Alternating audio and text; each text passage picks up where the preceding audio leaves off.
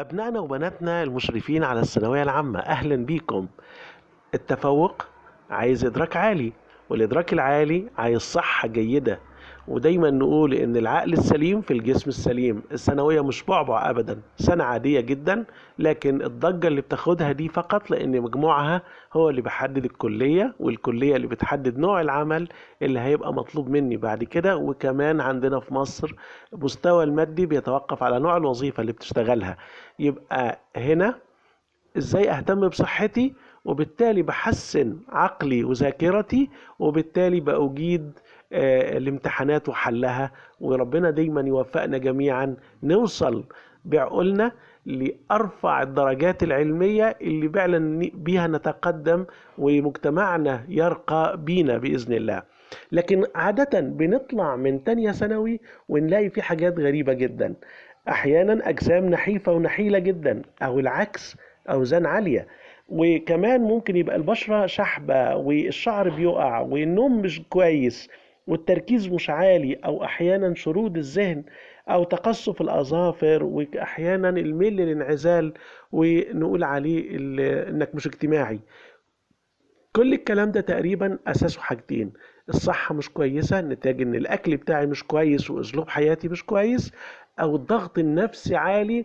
وهنا بقول للأسر، في أولياء الأمور وآباء وأمهات، قبل ما أقول لأولادي أنا عايز منكم مجموعة قد إيه، أحط في دماغي حاجتين: الأولى إن التوفيق من ربنا سبحانه وتعالى، وكل ميسر لما خلق له. وابدا مش معنى ان انا ما دخلتش كليه من الكليات اللي بيسموها القمه ان انا مش نافع للحياه، بالعكس، انت ما ربنا وضع عليك مكان هتجيد فيه. الحاجه التانيه ان لازم اوفر لابني متطلباته الغذائيه والراحه النفسيه، عشان اقدر اقول له لو تكرمت هات لي اقصى ما لديك من تفوق ومن مجموع ومن ذاكره جيده. وفرصتنا في الأجازة بقى إن أنا أقدر أنسق وقتي وأنسق ظروفي المعيشية، بحيث أخلي الأوزان الصغيرة النحيلة دي تزيد والأوزان التخينة أظبطها. وكمان أعود أولادي على سيستم حياة صحي. بمعنى إيه؟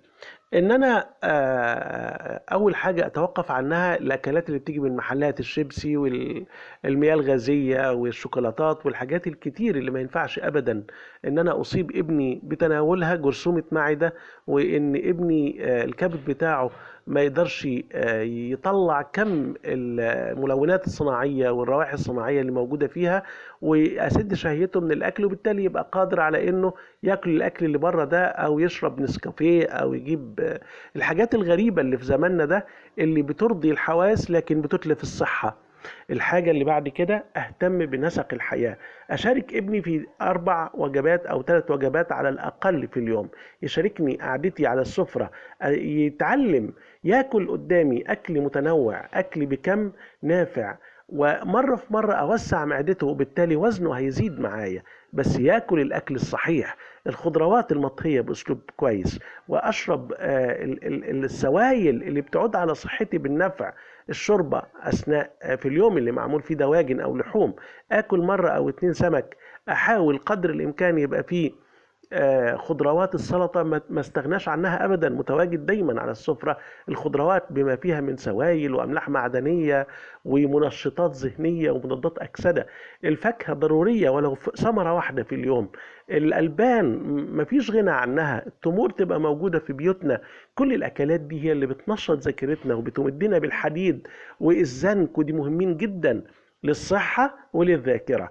المكسرات أقلها اللب أو الفول السوداني أوميجا 3 وما تحتويه المكسرات والأسماك من كم عالي من أوميجا 3 المهمة جدا لصحة القلب وصحة الدماغ. ان انا وانا بعمل اكل بلاش بقى الدهون والمعقدات، وان انا اقول انا اعمل كريب وحواوشي واجيب دهون من بره وحلويات شرقيه.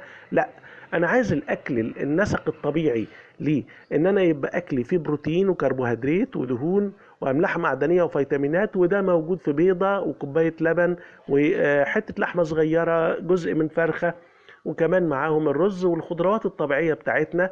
الفطار يبقى الفطار التقليدي إن كان جبنة أو بيضة أو لبن أو خلافه، لكن المهم أحافظ على التنوع، ألوان الأكل المتعددة.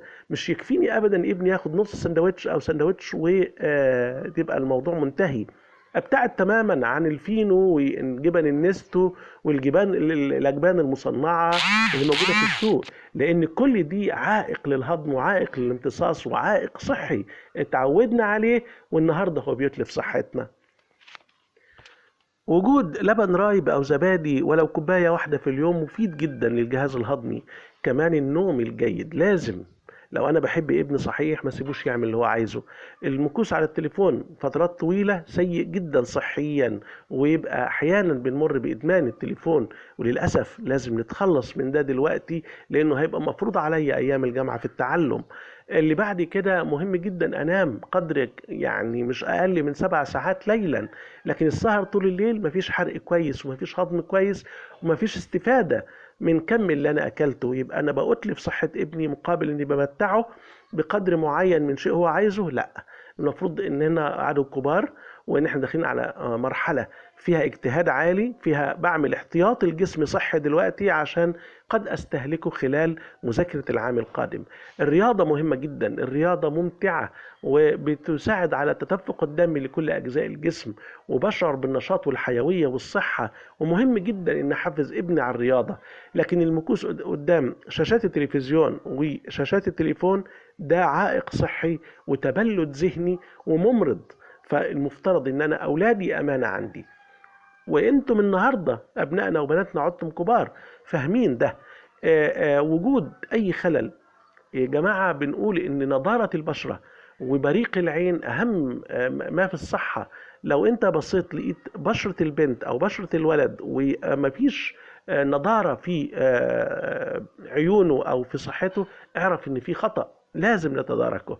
النوم الجيد ليلا والرياضة والأكل المتوازن رائع جدا، وتخلصنا من النحافة، لأن النحافة بيصاحبها أنيميا. أتخلص من النحافة وأنزل الوزن الزايد وأتخلص من الدهون الزيادة في الجسم، وده مهم جدا إن احنا نعمله خلال فترة الأجازة والراحة. ودايما يا رب كده في صحة وسعادة وتفوق لأبنائنا. سعيد متولي، خبير واستشاري التغذية العامة والصحة. تحياتي لحضراتكم. أبنائنا وبناتنا المشرفين على الثانوية العامة، أهلا